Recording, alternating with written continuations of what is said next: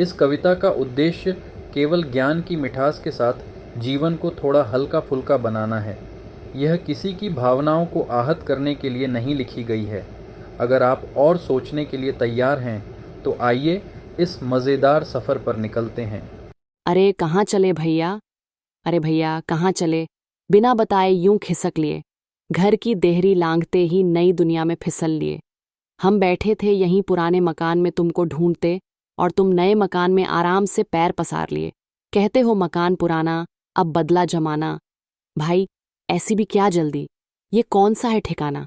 हम तो सोच रहे थे तुम आराम करोगे बिस्तर पर तुम तो चले गए बिना किसी शोर शराबे के अंदर। हमने कहा, अरे यार ये तो कोई घोटाला है। तुम बिना अलविदा कहे ही चले गए। ये कैसा धंधा है? तुमने कहा, अरे ये पुराना मकान तो अब बोर कर रहा था, नया अपार्टमेंट लिया है, बस अब वहीं हो रहा मजा। तुम्हारा सामान पुराना यहीं छोड़ गए और हम वहीं उलझे रहे। तुम तो मस्ती से नए घर में घुस गए, हम पुरानी खिड़कियों में झांकते रहे। अरे कहाँ है भैया? तुम नई बालकनी से हाथ हिलाकर बोले, अरे यार मैं यहाँ हूँ, मस्तिया रहा हूँ। अब हम समझे कि तुम मर नहीं गए, बस घर बदल लिया, जैसे कोई फ्लैट बदलते हैं मजे मजे।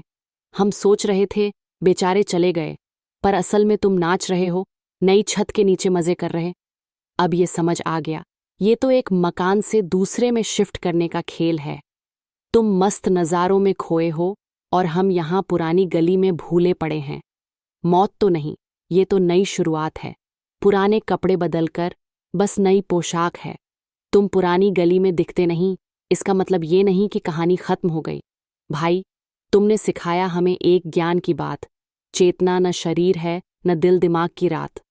तुम तो अब एक नए मकान में हो, हम यहाँ चिंता में पड़े। तो चलो हंसते रहो और मस्ती में रहो। जिंदगी का यही फलसफा है, इसे समझो और बहो। एक मकान छोड़ा, दूसरा मिल गया, हम यहीं उलझे रह गए, तुम आगे बढ़ गए। अरे कहाँ चले भैया?